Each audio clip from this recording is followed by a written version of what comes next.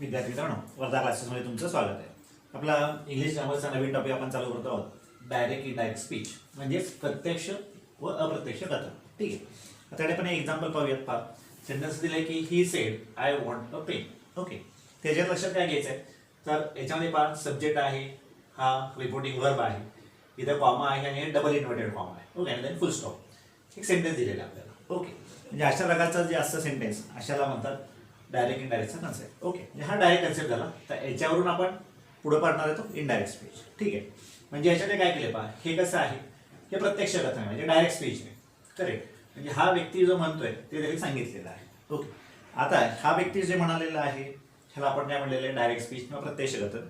आणि हा व्यक्ती जे काय म्हणले हा दुसरा एखादा तिसरा सांगत आहे त्यावेळी जे म्हणत त्याला म्हणायचं इनडायरेक्ट स्पीच. ओके, हा आपला कन्सेप्ट अभ्यासातला आहे डायरेक्ट इनडायरेक्टचा. तर त्यासाठी काय लक्षात घ्यायचं आहे, तर आता हे आपल्याला रिपोर्टिंग वर्ब आहे सेड.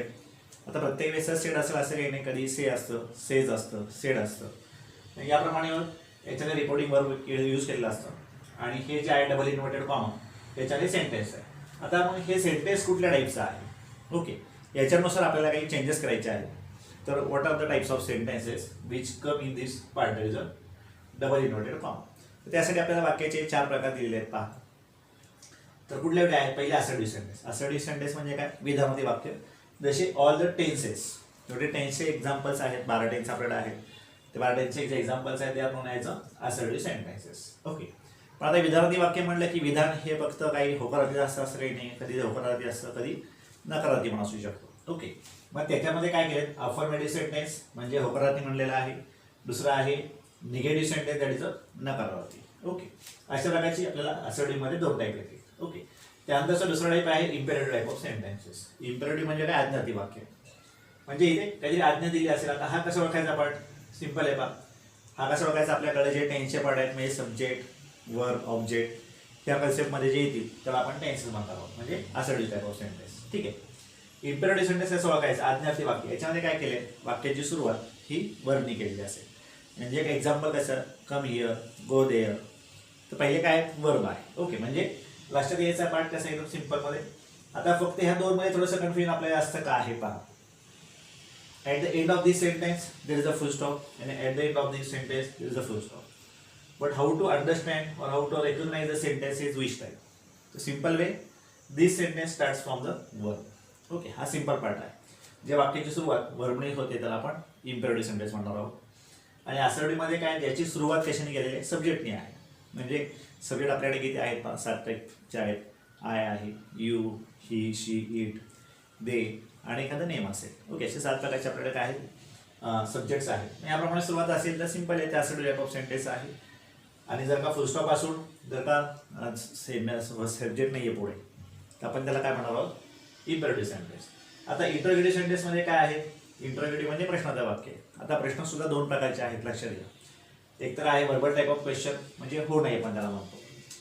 ठीक आहे, और येस नो टाईप. ठीक आहे, वर्बल टाईप म्हणजेच आपण त्याला ब्रॅकेटमध्ये काय म्हणू शकतो, येस नो टाईप. ठीक आहे, येस नो टाईप आहे. आणि दुसरा आहे डब्ल्यूएच टाईप. आता येस नो टाईप म्हणजे कसं, की ज्या प्रश्नाचं उत्तर हो किंवा नाही येत असेल. म्हणजे जसं तू क्लास येणार आहेस का, तर आपण हो म्हणू किंवा नाही म्हणू. करेक्ट, पण ते तर प्रश्न विचारला तू क्लासला काय येणार नाहीस, तर तो काय झाला, WH type of question. Means in this type of question we have to answer the question. म्हणजे डब्ल्यूएच टाईपमध्ये येणार. मग डब्ल्यूएच मध्ये बरेच व्हरायटी आहेत, नुसतं वॉटच असं काही नाही आहे. What, when, how, where, why. So this type of known as a WH type of question. And here yes no type means what. आता ह्याच्यातला पण प्रकार सिंपल आहे.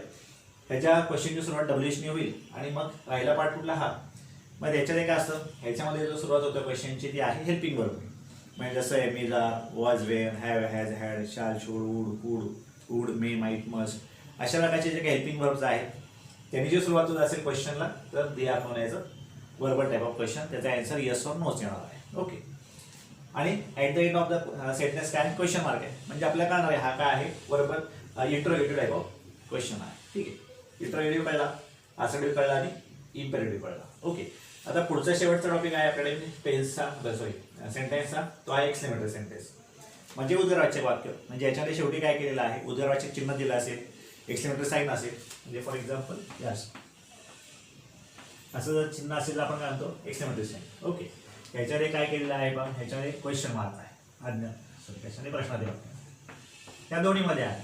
म्हणजे तो व्हर्बल टाईप ऑफ क्वेश्चन असला काय किंवा डब्ल्यूएच टाईप ऑफ क्वेश्चन असला काय, त्याच्यामध्ये क्वेश्चन मार्क हा फिक्स आहे. ओके, म्हणजे सेंटेन्स आता आपल्याला इथं जे पाहायचं आहे, जे चेंजेस करायचे आहेत इथे, ते कशावर करायचे आहेत आपल्याला, तर टाईप ऑफ सेंटेन्सवर. म्हणून हे चारही टाईप आपल्यासाठी महत्त्वाचे आहे, लक्षात घ्या. नाही तर ते म्हणतात हे डायरेक्ट इनडायरेक्ट चालले, त्याच्यामध्ये हे टेन्स कुठे, टाईप ऑफ सेंटेन्स कुठे आहे, तर ह्या टाईप ऑफ सेंटेन्सवरूनच आपल्या याच्यामध्ये काही चेंजेस घडवायचे. ओके, म्हणजे आपण आता लक्षात काय घेतलेलं आहे, जर का एक्सक्लेमेटरी साइन आली तर सेंटेन्स आहे एक्सक्लेमेटरी सेंटेन्स.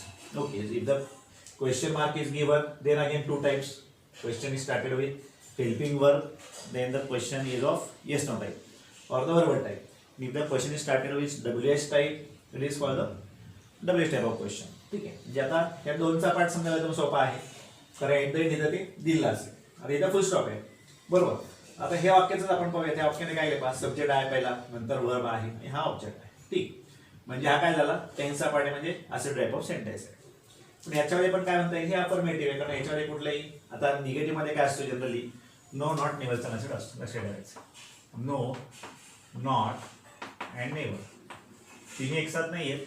यातला कुठलं एखादा पार्ट जर सेंटेन्समध्ये आला, so that sentence is known as a negative type of sentence. Simple concept आहे. ओके, तर आता इथं काय करायचं आपल्याला, ह्या दोन मधला फरक काय पाहिला आपण, इथं सुरुवात कशाने आहे, वर्बने. ओके, फरक पाहिला व्यवस्थित. तर इथं काय आहे, आपण विद्यार्थी वाक्याने सगळं टेन्सेस लिहून ठेवून तुम्हाला समजायला सोपं होईल, म्हणजे डिफरन्शिएशन करणं एकदम इझी झालं. ओके, कारण इथं काय झालं, दोन्हीमध्ये फुल स्टॉप आहे, पण कसं ओळखायचं, जर का टेन्सेसचा पार्ट आला, सब्जेक्ट वर्बचा ऑब्जेक्टचा, तर त्याला काय म्हणायचं आहे, असं टाईप ऑफ सेंटेन्स. आणि sentence is started with the verb, it is known as a imperative sentence. The question mark, the interrogative and exclamatory sign means what, exclamatory sentence. Simple concept. Okay, आता त्याच्यामध्ये कसे कसे बदल घडवायचे आहेत किंवा काय काय चेंजेस होणार आहेत ते पण आपण पाहणार आहोत. ओके, पहिले तुम्ही घेऊन घ्या, स्क्रीनशॉट करून घ्या. ओके,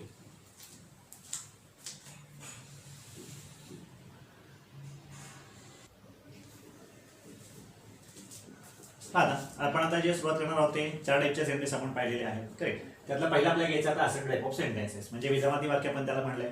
ही मराठी पण मी काय लिहित आहे पहा, तुम्हाला याच्यावर मराठी विषयाचा सुद्धा अभ्यास होऊन जाणार आहे. ठीक आहे, तर आता याच्याने असं सेंटेन्स म्हणजे काय, विजामाती वाक्य आहे.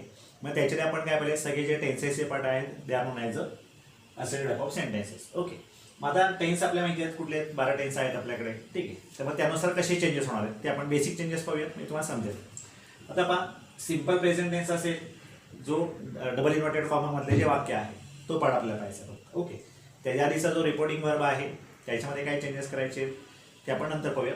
त्याच्या तत्पूर्वी आपण टेन्सचे चेंजेस पाहूया. ओके, तर आता सिम्पल प्रेझेंट टेन्सचा काय होणार आहे, सिम्पल पास्ट टेन्स. पहा, रिपोर्टेड स्पीच मधला. ओके, आतमधला पार्ट, म्हणजे आता हा रिपोर्टेड स्पीचसाठीचा पार्ट चाललाय, बरोबर. म्हणजे इनडायरेक्ट स्पीच, डायरेक्ट स्पीच म्हणजे दिलेलं वाक्य आहे, त्याच्यात जो आपण बदल घडवून आणणार आहे त्याला माहिती इनडायरेक्ट स्पीच और रिपोर्टेड स्पीच. ओके, मग तो बदल घडून आणतानाचा जो टेन्सचा प्रकार आहे चेंज होणारा तो पण पाहतोय. तर सिम्पल प्रेझेंट टेन्सचा काय होणार, सिम्पल पास्ट टेन्स होणार. प्रेझेंट कंटिन्युअस टेन्स, आता लक्षात घ्या, कंटिन्युअसला is also called as a progressive. हा पक्का वर्ड लक्षात ठेवा, जनरली हा यूज करत नाही जाता, हा प्रोग्रेसिव्ह हा वर्ड यूज केला जातो. ओके, कन्फ्युज व्हायचं काहीच काम नाही, प्रोग्रेस होतोय, वाढ होतीये, कंटिन्युअस आहे, म्हणजे थोडक्यात तोच प्रकार. म्हणजे जसं मी अभ्यास करत आहे, आय एम स्टडिंग मॅथ्स, हा पार्ट झाला, तर म्हणायचं कंटिन्युअस. Okay, present continuous. तर प्रेझेंट कंटिन्युअस टेन्स असेल तर काय होईल, त्याचा पास्ट कंटिन्युअस टेन्स होईल. ओके, पुढचा प्रेझेंट परफेक्ट टेन्स आहे, त्याचा कुठला होईल, पास्ट परफेक्ट टेन्स. ठीक आहे, पुढचा प्रेझेंट परफेक्ट कंटिन्युअस टेन्सचा काय होईल, past perfect continuous tense. Okay, simple past टेन्सचा काय होईल, past perfect tense, and past continuous टेन्सचा काय झालं, पास्ट परफेक्ट कंटिन्युअस टेन्स. तर लक्षात घ्या, आपण जर सिक्वेन्सने गेलो आपल्या 12 टेन्सच्या, तर पहिले पहा, प्रेझेंटचे आपले 4 टेन्स आहेत हे, बरोबर. हे प्रेझेंटचे 4 टेन्स आहेत, कुठला, simple present, present continuous, present perfect, present perfect continuous. Okay, ह्या पहिल्या 4 टेन्सचे काय आहेत, पुढचे 4 टेन्स आहेत पास्टचे. सिम्पल प्रेझेंटचा सिम्पल पास्ट, प्रेझेंट कंटिन्युअसचा पास्ट कंटिन्युअस, प्रेझेंट परफेक्टचा पास्ट परफेक्ट आणि प्रेझेंट परफेक्ट कंटिन्युअसचा past perfect continuous. Okay, simple लक्षात ठेवायला. आता पुढचा पास्ट मधले आपले 4 आहेत, परंतु त्यातले आपल्याला 2च घ्यायच्या. कुठला, सिम्पल पास्टचा काय होणार, पास्ट परफेक्ट, आणि पास्ट कंटिन्युअसचा काय होणार, पास्ट परफेक्ट कंटिन्युअस होणार. ओके, आता याच्यानंतरचा असं पास्ट परफेक्ट तो ऑलरेडी इकडे आहे, तर त्याच्यात काही चेंजेस करायची गरज नाहीये. आणि पास्ट परफेक्ट कंटिन्युअस पण तोच कन्सेप्ट आहे. आता फ्युचर जो आहे तो आपण त्यात सिम्पल काही चेंजेस आहेत ते आपण पाहूयात पुढच्या ह्याच्यामध्ये सेंटेन्समध्ये ज्यावेळेस आपला तो पार्ट येईल त्याच वेळेस आपण पाहूया. ओके, पण हे बेसिक टेन्समध्ये पाहिले तर तुम्हाला पहिल्या 6 टेन्सचे काय चेंज होतात तर पुढचे 6 टेन्स होतात. हे लक्षात ठेवायला एकदम सोपं आहे. ठीक, त्याप्रमाणे तुम्ही लक्षात घ्या पुढचे 6 टेन्स म्हणजे प्रेझेंटचे पास्ट होतात. हे लक्षात घ्या. पुढच्या 6 मध्ये तुम्हाला वाटेल की ज्याच्यामध्ये फ्युचर पण आलं, फ्युचर याच्यामध्ये धरायचं नाही आपल्याला. तर प्रेझेंटच्या पहिल्या 4चे काय आले, पुढचे 4 तयार झाले आणि सिम्पल पास्ट आणि पास्ट कंटिन्युअसचा काय आहे, पास्ट परफेक्ट आणि पास्ट परफेक्ट कंटिन्युअस. हे फक्त लक्षात ठेवा. हे लक्षात ठेवलं अतिशय उत्तमच आहे. समजा हा पार्ट तुमच्या नाही लक्षात आला तरी अजून काही चेंजेस कसे होणार ते आपण पाहूयात, म्हणजे तुम्हाला कन्सेप्ट सोपा जाईल. आता आपला जो रिपोर्टिंग स्पीच मधला जो पार्ट आहे वर्बचा किंवा त्याच्यामध्ये अजून हेल्पिंग वर्बचा काही कन्सेप्ट आहे तो कसा चेंज होणार आहे तोही आपण पाहूया. आता जो हेल्पिंग वर्बचा चेंज म्हणजेच काय, टेन्सचा पार्ट आहे. ओके, हा त्यातलाच भाग आहे. फक्त तुम्हाला टेन्स परफेक्ट माहिती असेल तर समजण्यासाठी इझी होणार आहे. आता तोही पार्ट आपण पाहूया. ओके, तर स्क्रीनशॉट काढून घ्या, म्हणजे आपण त्याचे एक्झाम्पल्स पाहूया. ओके,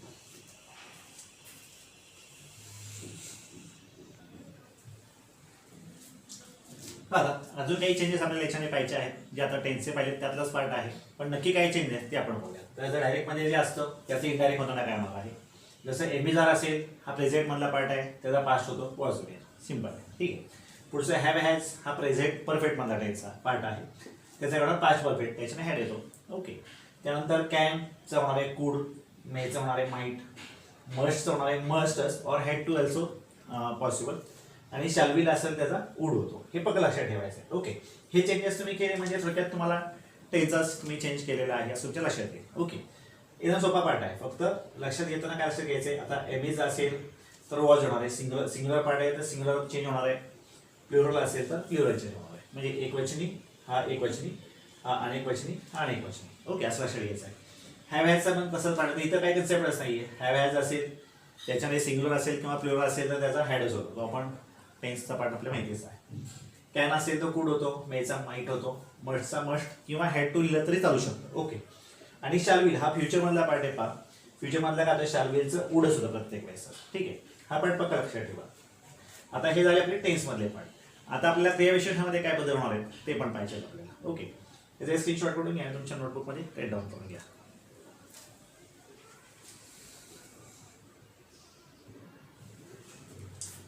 आता आपल्याला काही क्रियाविशेषण हवे आहेत, त्याच्यातला प्रकार पाहायचा आहे. तर दिस असेल तर काय होतो, दॅट होतो. हे फिक्स कन्सेप्ट लक्षात ठेवायचं आहे. हा वाक्यामधलाच भाग आहे, त्याच्याने आपल्याला चेंजेस करायचे. ओके, सो दिस असेल तर दोज होणार आहे, हिअर असेल तर देअर, नऊ असेल तर देन होणार आहे, टुडे असेल तर that day, tonight become that night. Okay, ते लक्षात ठेवायचं. आता टुमॉरो असेल सेंटेन्समध्ये म्हणजे I will come to your house tomorrow. टुमॉरोच्या जागी आपण काय करणार, द नेक्स्ट डे. अशा प्रकारे चेंजेस आपण करायचे. त्यामुळे हे जर कुठले शब्द आले तर आपल्याला त्याच्यात चेंजेस करायचे, लक्षात ठेवा. जर तुम्ही हे चेंजेस केले नाही तर तुमचे मार्क्स कट होणार आहे. ठीक आहे.